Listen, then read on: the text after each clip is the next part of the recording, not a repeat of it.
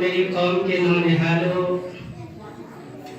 اور میری پردہ ماں اور بہنوں، اللہ رب العالمین کا احسان ہے کہ اللہ تعالیٰ نے ہم کو آپ کو یہ موقع عنایت فرمایا ہے، اور یہ مدرسہ دارالخیر کی برکت ہے کہ جس کی طرف سے ایک مجلس کا انعقاد کیا گیا ہے، اور الحمدللہ شاید کہ ایک حافظ قرآن کریم کی تکمیل کیا ہے، اس تعلق سے یہ مجلس سجائی گئی ہے۔ تو میرے محترم دوستو، اللہ رب العالمین کا سب سے بڑا احسان عظیم ہے کہ اللہ نے یہ عظیم دولت ہمیں عطا فرمائی ہے۔ اللہ تعالیٰ نے احسان یمنون علیک ان اسلموا قل لا تمنوا علی اسلامکم، اللہ نے کہا کہ اللہ کا بہت بڑا احسان ہے کہ اللہ نے تمہیں چنا، مسلمان بنایا، اسلام کی دولت دی، ورنہ دنیا کے اندر بے شمار انسان موجود ہے جو شجر و حجر کی پوجا کر رہا ہے، جو درختوں کو پوج رہا ہے، جو نہ جانے جتنے کنکر ہیں اتنے شنکر ہیں، اور نہ جانے کن کن استھانوں پہ جا کر کے اپنی جبین نیاز خم کر رہے ہیں۔ لیکن اللہ کا یہ احسان عظیم ہے کہ اللہ نے تمام انسانوں میں ہمیں چنا اور مسلمان بنایا، اور مسلمان بنانے کے بعد خصوصی طور پہ ہمیں دین کے کام کو کرنے کی توفیق دی۔ یہ اللہ کا سب سے بڑا احسان ہے۔ اور اللہ کے نبی صلی اللہ علیہ وسلم نے فرمایا خیرکم من تعلم القرآن وعلمہ، کہ سب سے بہتر تم میں سے وہ انسان ہے جو قرآن کریم سیکھے اور سکھائے۔ یعنی قرآن کریم کا سیکھنا اور سکھانا سب سے بہتر کام، اور جو اس میں تعاون کرے، مدد کرے، کوشش کرے، وہ بھی سب سے بہتر انسان، کیونکہ اس کے تعلق سے، اس کے تعاون سے یہ کام انجام پا رہا ہے۔ اور یہ قرآن کریم اللہ رب العالمین نے بندوں کی ہدایت کے لیے بھیجا ہے۔ یہ قرآن کریم انسانوں کی ہدایت کے لیے اللہ تعالیٰ نے بھیجا ہے۔ یہ قرآن کریم صرف اس لیے نہیں آئی تھی کہ کوئی انسان مر جائے اور مرنے کے بعد اس کے اوپر قرآن خوانی کر کر کے اسے بخش دیا جائے اور اسے تاکوں کی زینت بنا دیا جائے، اس لیے اللہ تعالیٰ نے قرآن کریم نہیں بھیجا تھا، بلکہ اللہ نے قرآن کریم اس لیے نازل کیا ہے کہ یہ زندگی بخشنے کے لیے، انسانوں کو راہ ہدایت پہ لانے کے لیے، انسانوں کو ظلمتوں سے نکال کر صراط مستقیم پر گامزن کرنے کے لیے اللہ تعالیٰ نے قرآن کریم بھیجا۔ اور افسوس یہ ہے کہ ہم نے قرآن کریم کو تاکوں کی زینت بنا کے رکھ دیا، اور ہمیں جو رشتہ قرآن سے جوڑنا چاہیے تھا اس سے ہم دور ہو گئے مسلمان۔ تو آج ذلت اور خائی ہمارے مقدر بن گئی، کیونکہ علامہ اقبال نے کہا تھا وہ معزز تھے زمانے میں مسلمان ہو کر، اور ہم خان ہوئے تاریخ قرآن ہو کر۔ یعنی ہماری ذلت کے اسباب میں سے ایک سبب یہ بھی ہے کہ ہم نے اللہ کی کتاب اور سنت رسول سے دوری اختیار کر لیا ہے۔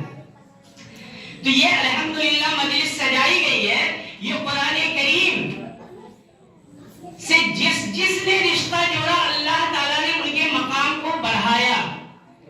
حضرت جبریل امین اسے لے کر کے نازل ہوئے، اللہ کے نبی صلی اللہ علیہ وسلم کے پاس وحی لے کر آتے تھے۔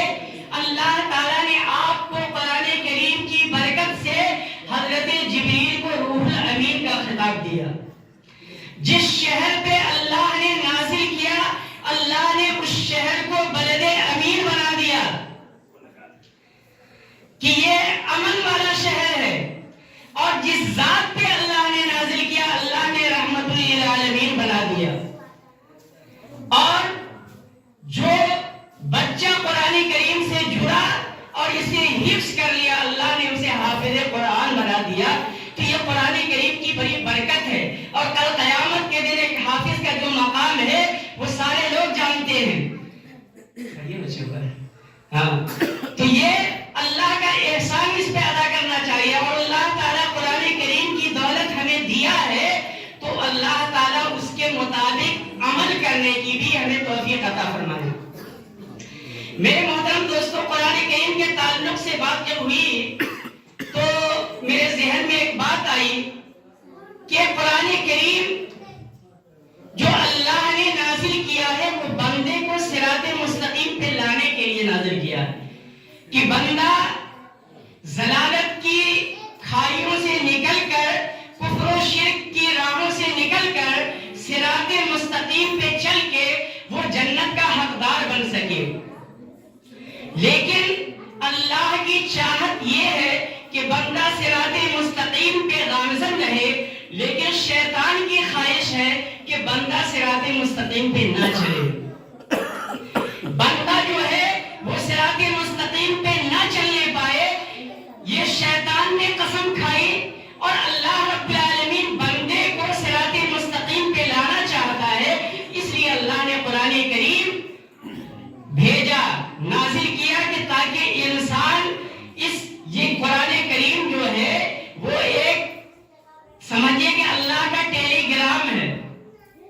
جیسے پہلے زمانے میں ٹیلی گرام آتا تھا تو جو پڑھے لکھے لوگ نہیں ہوتے تھے وہ دوسروں کے پاس جا کے پڑھاتے تھے کہ یہ ٹیلی گرام میں کیا لکھا ہے، پڑھ کے بتائیے۔ ایمرجنسی کے لیے آتا تھا ٹیلی گرام۔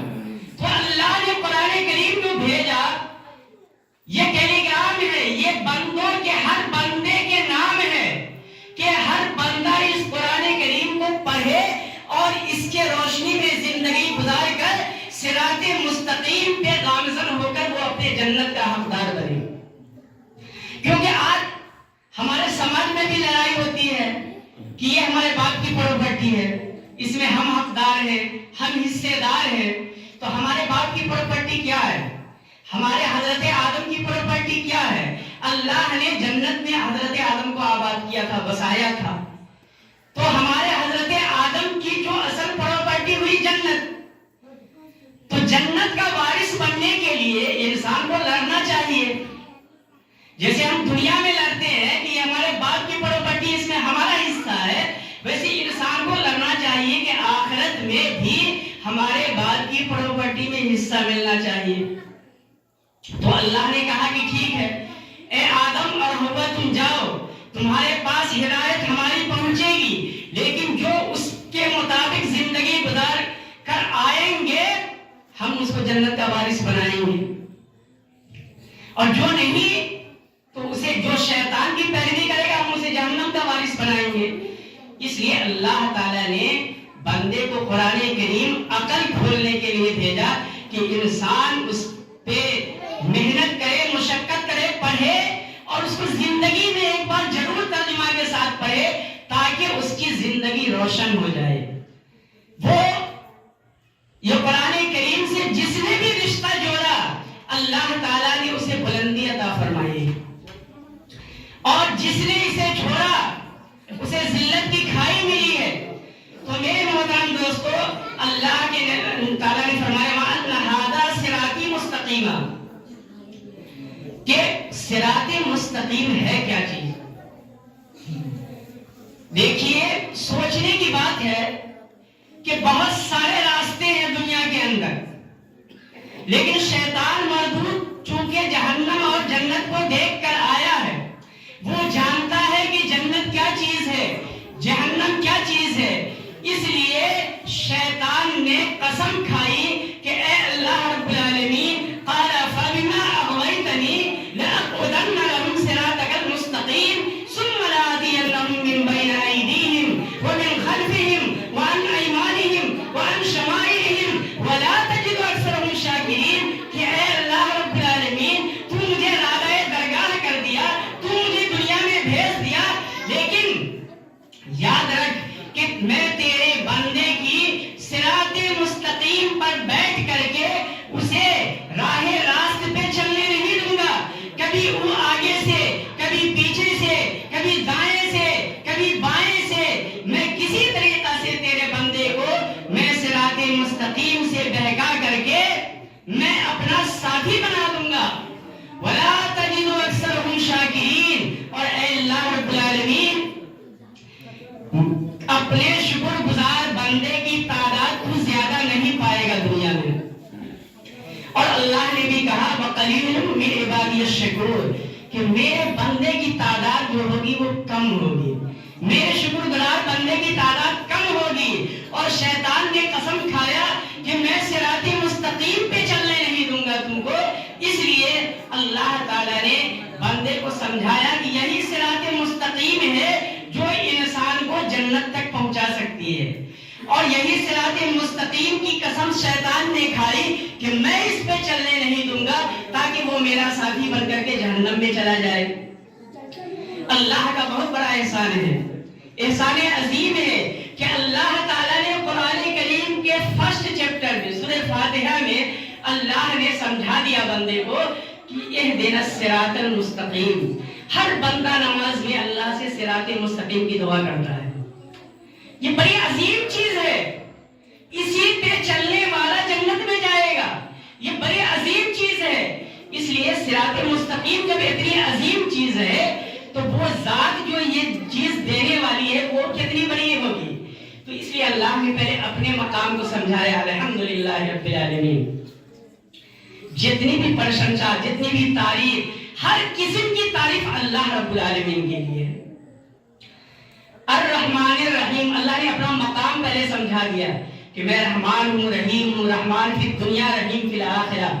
یعنی اللہ کی خاص رحمت جو ہوگی آخرت میں وہ اپنے نیک بندوں کے ساتھ خاص ہوگی، لیکن دنیا میں اللہ رحمان ہے، اس لیے اللہ کی رحمت میں آج اللہ کا باغی، اللہ کا دشمن، اللہ کا مخالف، اللہ کا نام نہ لینے والا، دین کو کے خلاف دن رات یعنی یہ ہے کہ وہ پلاننگ کرنے والا، اس کو بھی اللہ تعالیٰ دے رہا ہے، کیونکہ اللہ کہتا ہے رحمان فی دنیا میں رحمان ہوں، میری روزی عام ہے، کھاؤ پیو عیش کرو میرے دسترخوان سے، لیکن قیامت کے دن میں رحیم رہوں گا، میری رحمت ایسے بندوں کے ساتھ نہیں ہوگی خاص، اس لیے وہ جہنم رسید ہو پائے گا۔ اگر وہاں بھی اللہ تعالیٰ رحمان ہو جائے تو ایک بھی آدمی جہنم میں نہیں جا پائے گا، سب جنت میں چلا جائے گا، لیکن وہاں خاص رحمت اللہ کی نیک کے ساتھ ہوگی۔